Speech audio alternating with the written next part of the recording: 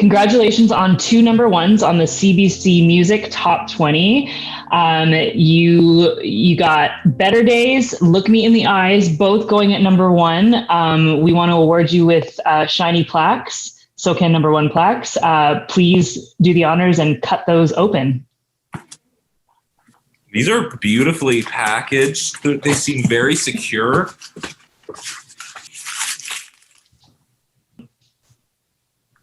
Hey, wow. There's one. Gotta get the reflection right. Okay, we got one.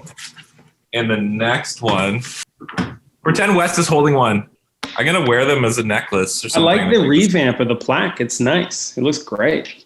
There's funny things about music, and like you can be like, oh, my song's in like a Quentin Tarantino movie, but then you get a SoCan plaque, and for some reason, like my mom thinks that is the thing. And it's a great validation.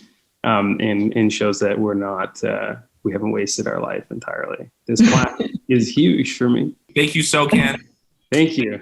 Amazing. You.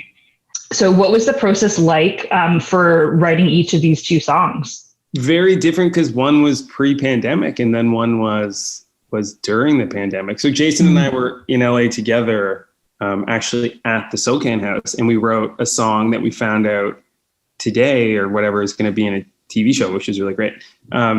But we flew home, we were bubbled together, we have a studio. And so we kept working and we were finishing our record and we got the classic, like, you know, we would love a radio single and from the label or whatever. Mm-hmm. And so we went back in the studio and recorded Better Days, but we like our studio is great, but it's not a full, you know, recording studio where we did everything else for the record.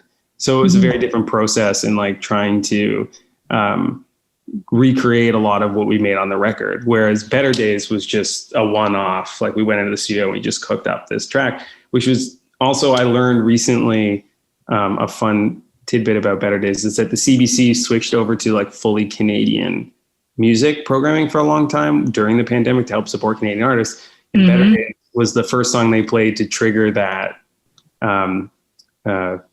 the playing of all the Canadian music as a hopeful sort of sentiment that things will get back to normal.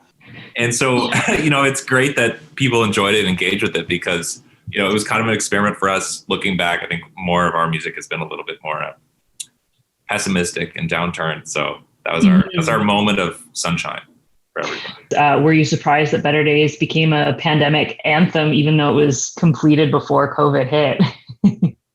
It's weird, like everything, the internet, I don't know if you've heard of this thing, the internet, it's so strange. And like the way things get new lives and pop back up and re-engage because there's access to it and keyword searches and all this stuff. Like, I'm not surprised that that's there, but it was interesting because we went through this whole, should we re-service it to radio and stuff like that. And it just felt maybe like a little too industrious or capitalistic in the moment. But it did, you know, the song was starting to re-chart on radio and stuff like that, but we weren't working it properly. And we just thought maybe it was better not to try to capitalize on the moment of COVID, but at the same time for other people to just find it organically and to play it more and to engage with it more is like really nice, but no, it was surprising.